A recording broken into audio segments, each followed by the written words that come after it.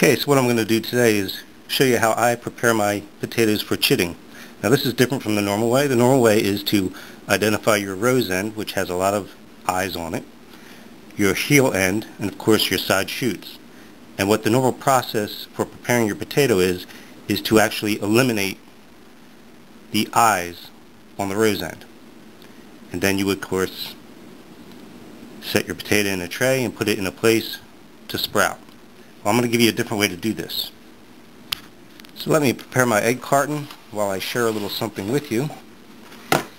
And what I did want to share is that I'm purchasing certified, humane, raised and handled, all natural, vegetarian fed, cage free, no antibiotics. Okay, these are what we consider naturally raised animals that produce these eggs. There's a reason for that. I prefer the taste myself. I grew up on a livestock farm where animals were raised in a more natural setting, in a wooded area, open, free to roam. And believe me, I can taste the difference. I don't push this on anyone, but I respect naturally raised farms better than those mass-produced, got all your animals just crushed in little spaces kind of farms. I really don't go for them. So anyway, the main reason I wanted to share this video is to show that from these 4 potatoes, you can get more than 4 plants without discarding your edible potato. So I'll have some potato to eat, and I'll get some plants, more than just 4. Okay, and here's how I do it. I simply take my knife, pick my eye, and I cut a chunk off about like so. That's going to be a plant. Same with this one. Nice sized chunk. There's another plant. This one's going to offer me more. There's 2 plants. This one's going to offer me even more.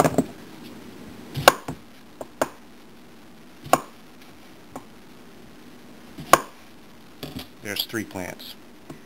And yes, I could probably get another one out of this potato, maybe 2 more. But what I end up with is 2, 4, 6, 7 plants possible here out of 4 potatoes instead of 4 plants. And I also have all this potato that I can fry up and eat.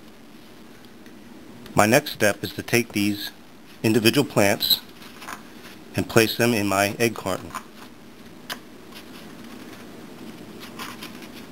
They don't have to be set in there perfectly, and you can space them out, give yourself some room. Now, what I do now is I place these, because the moist end has to dry in order for this to work. You don't want these things sitting around moist and gathering fungus. So they have to set somewhere. What I'm going to do is put them in front of the sliding glass window, allow them to dry a few days, and then I'm going to put potting soil on top of them. Now while they're drying, I can spray the tops of these a little bit with water, just to get those little plants moist every once in a while and get the roots started. Put the potting soil on top in a couple days, and they will, like magic, start to turn into plants. And I have a set here that I started a few days ago. So here's the ones I did a couple days ago, and as you can see, got some nice strong shoots coming off of them and nice roots getting started.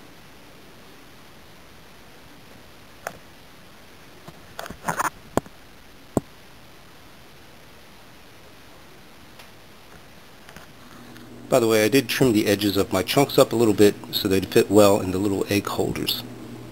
So what I'll do when it comes time to plant is I'll simply cut the sections of the carton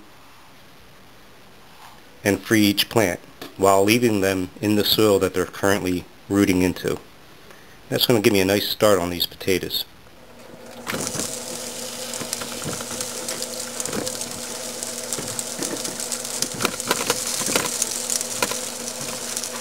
So you might have noticed I left some skins on my taters.